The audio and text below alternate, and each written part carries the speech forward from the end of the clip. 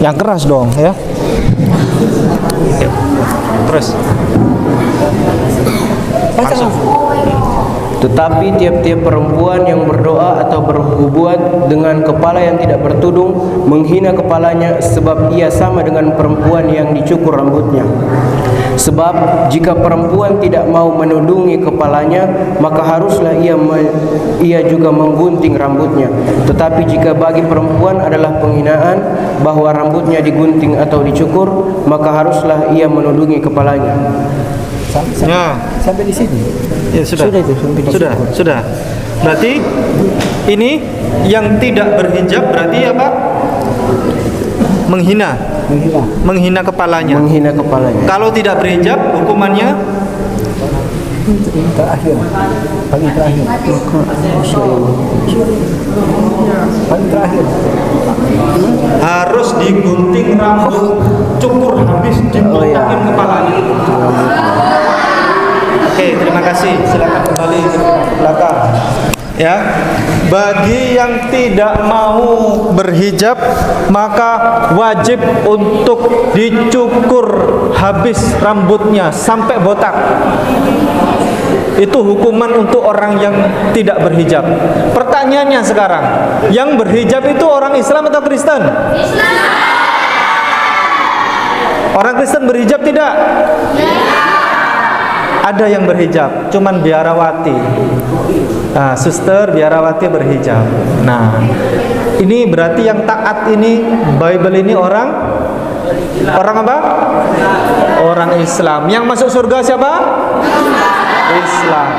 Teman-teman, itulah cuplikan video dari Ustadz Ipung dan santri-santrinya. Pada kali ini mereka mengkritisi Alkitab secara terus-menerus. Mereka menyerang kitab suci orang Kristen dengan mereka mencari-cari kesalahan. Dan Ustadz ini seringkali saya melihat ia sangat giat dan sangat antusias menyerang iman kekristenan. Bahkan ia mempelopori seorang ustadz, yaitu Ustadz Kainama yang mengaku diri seorang kristolog. Tetapi bagi saya bukan kristolog, tetapi kristolog jadi-jadian. Karena apa? Karena tidak ada kapasitas Ustadz Kainama dalam memahami kitab suci orang Kristen. Tidak ada sama sekali. Belajar teologi dari mana? Bahkan mengklaim diri pernah belajar teologi liturgika di Belanda. Pertanyaan saya, apakah ada khusus program S2 teologi liturgika di seminari teologi Kristen? Tidak ada. Ia mengklaim dirinya dia pernah sekolah di Haifa, Israel, yang bagi saya kurang waras. Dan Ustadz Ipung ini ia mempelopori terus Ustadz Kainama ini, dan mereka mengklaim nabi junjungan mereka telah dinubuatkan di Alkitab, padahal mereka menuduh Alkitab adalah Alkitab palsu.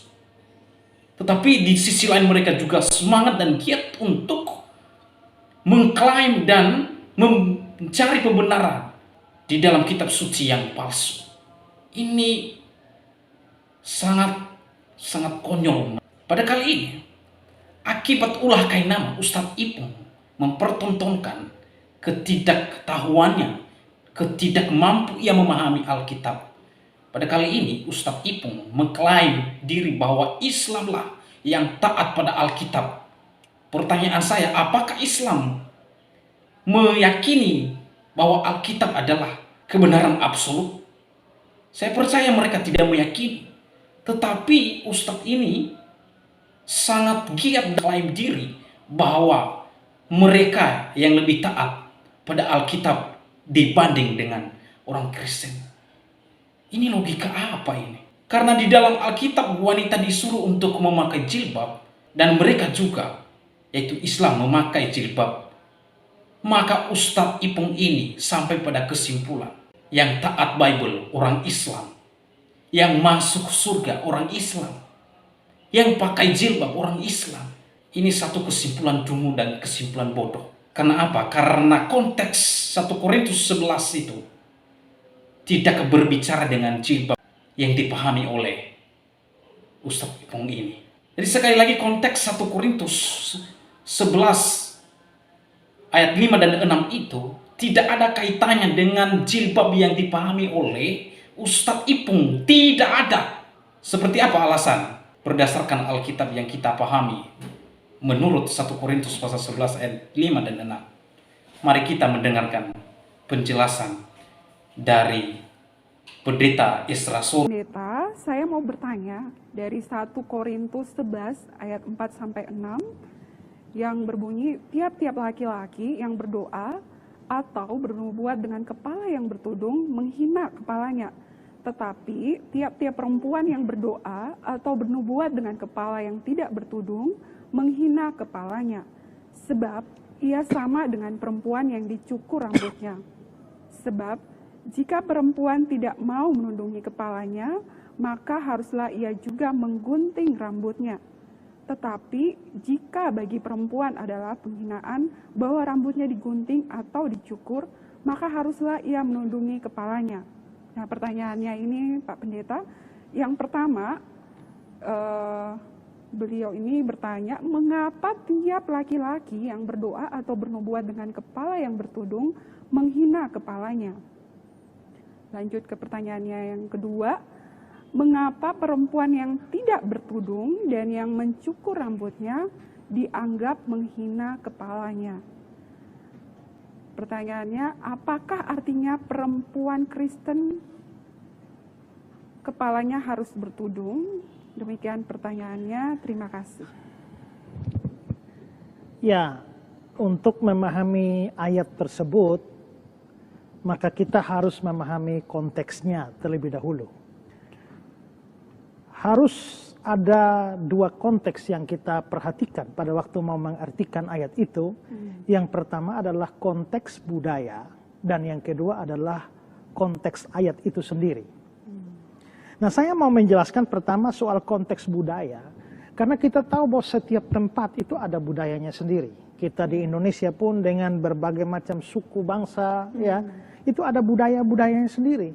Dan apa yang menjadi sesuatu budaya di dalam suatu wilayah, itu seringkali bukan merupakan budaya di wilayah yang lain. Sehingga kadang-kadang kita pada saat perjumpaan antar orang atau antar manusia dari berbagai macam kebudayaan, kita menjadi kesulitan, ya, di dalam masalah-masalah budaya itu. Nah, Alkitab itu memang ditulis, tapi ditulis dalam konteks budaya tertentu. Dalam hal ini bisa berkaitan dengan kebudayaan Israel pada zaman itu, atau juga kebudayaan daerah-daerah lain di mana teks itu disampaikan atau surat itu diberikan. Karena itu maka kita tidak akan bisa memahami ayat-ayat Alkitab itu dengan baik tanpa memahami konteks pada masa itu. Nanti dari konteks pada masa itu baru kita bisa melihat relevansinya atau pesannya untuk kita di sini dengan hidup kita, budaya kita itu apa. Ya.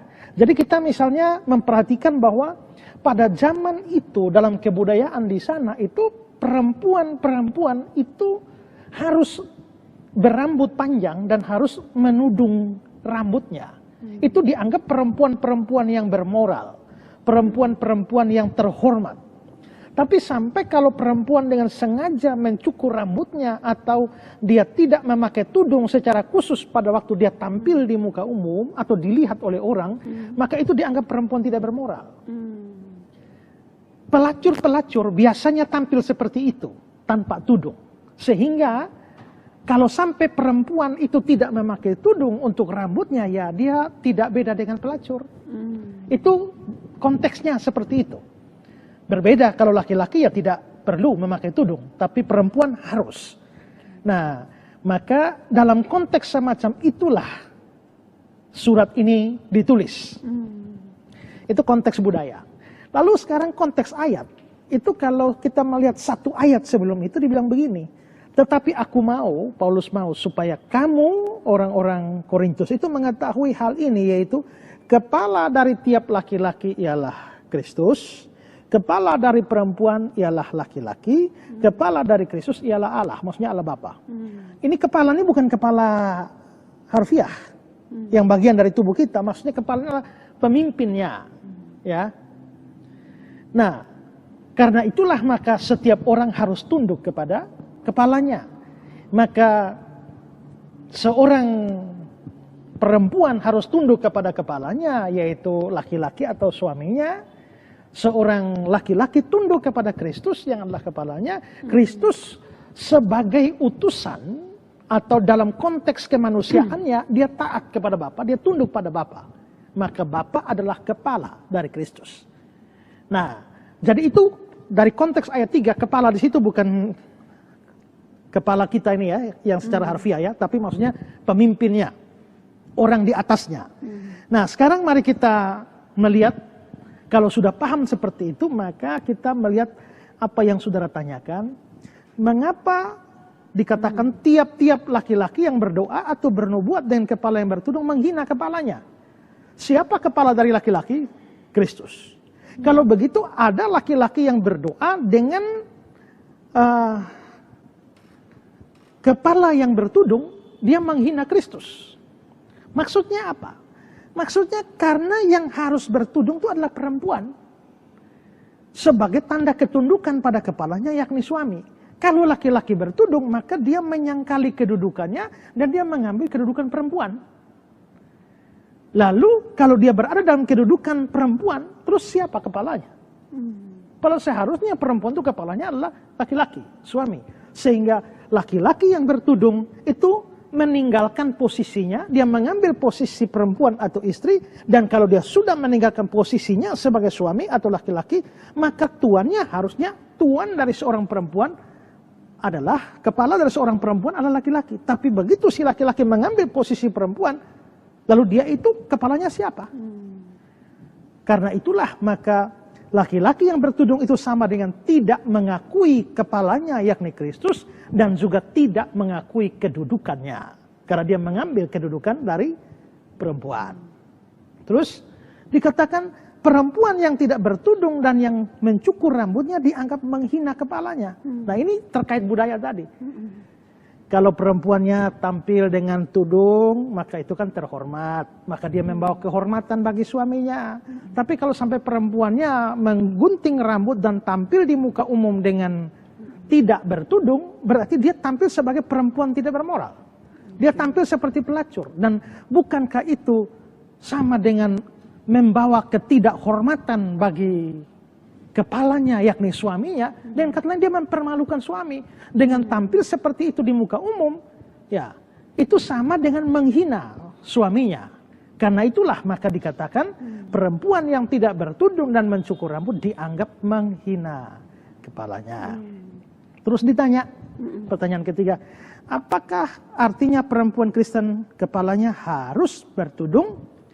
Begini, inilah yang harus kita mengerti, bahwa tadi saya bilang bahwa ayat-ayat tertentu muncul dalam kebudayaan tertentu.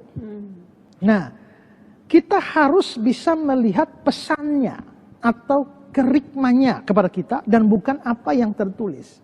Karena yang tertulis di situ itu bisa jadi berkenaan dengan kebudayaan orang lain, tapi bukan kebudayaan kita. Dan karenanya kita tidak perlu mengambil kebudayaan sana untuk diterapkan di sini. Tapi pesannya, kerikmannya itu apa? Saya beri contoh. Pada zaman dahulu, perempuan-perempuan dianggap perempuan yang tunduk pada suami kalau dia mau memanggil suami sebagai tuan. Ya, jadi istri-istri harus memanggil tuan. Ya, baik tuan, siap tuan, oke tuan. Itu baru dianggap perempuan yang tunduk pada suami. Coba kita melihat contohnya dalam 1 Petrus pasal 3 ayat 5. Sebab demikianlah caranya perempuan-perempuan kudus dahulu berdandan. Yaitu perempuan-perempuan yang menaruh pengharapannya kepada Allah. Mereka tunduk kepada suaminya. Sama seperti Sarah taat kepada Abraham dan menamai dia tuannya. Alkitab Indonesia bilang menamai tuannya, terjemahan baru. Tapi saya baca terjemahan lama. Seperti Sarah telah menurut perintah Ibrahim dengan memanggil dia Tuan. Atau dalam terjemahan King James, ya dia bilang calling him Lord. Memanggil dia, memanggil Abraham itu Tuan. Jadi kalau istri yang tunduk pada suami itu harus memanggil suami Tuan. Ya. Kalau tidak memanggil suami Tuan, sama dengan tidak tunduk pada suami. Itu budaya di sana. Nah, Apakah kita harus menerapkan di sini? Bahwa istri-istri akan berkata, baik Tuan, siap Tuan. Ya, apakah Tuan mau minum kopi? Ya, apakah Tuan mau nasi goreng? Kan tidak. Ya, kita punya panggilan tertentu, tapi tidak berarti tanpa memanggil Tuan, lalu kita menjadi istri yang tidak tunduk pada suami. Tidak. Kalau begitu, pesannya, kerikmanya adalah istri harus tunduk pada suami. Di sana diwujudkan melalui memanggil Tuhan. Tapi di sini, di Indonesia, pada tahun 2020, kita tidak perlu menggunakan apa yang menjadi budaya di sana, yaitu pemanggilan Tuhan, diterapkan di sini. Sama halnya, waktu di sana, itu perempuan harus memakai tudung. Sebagai tanda apa? Dia menghargai suaminya. Tapi persoalan bahwa perempuan yang potong rambut dan perempuan tidak pakai tudung dianggap pelacur, itu kan tidak ada di sini masalahnya. Ya, tidak ada masalahnya di sini. Jadi kalau perempuan sekarang di sini mau potong rambut, kan tidak dianggap pelacur. Tidak pakai tudung, tidak dianggap sebagai perempuan tidak baik. Kalau begitu, urusan tudung itu urusan budaya. Kerikma yang harus kita ambil adalah para istri harus bisa menjaga kehormatan kepalanya, kehormatan suaminya. Begitu. Ya. Jadi kalau istri misalnya pergi hutang sini sana satu kota, ya itu namanya mempermalukan suami. Itu konteks kita begitu, ya.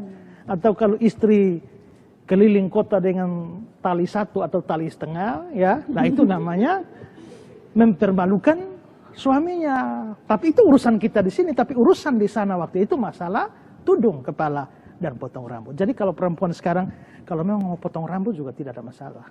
Tidak pakai tudung juga tidak masalah. Mau pakai tudung juga ya terserah. Ya, jadi itu bukan hukum bagi kita, itu hanya kebudayaan di sana. Ya, itu harus memahami teksnya seperti itu.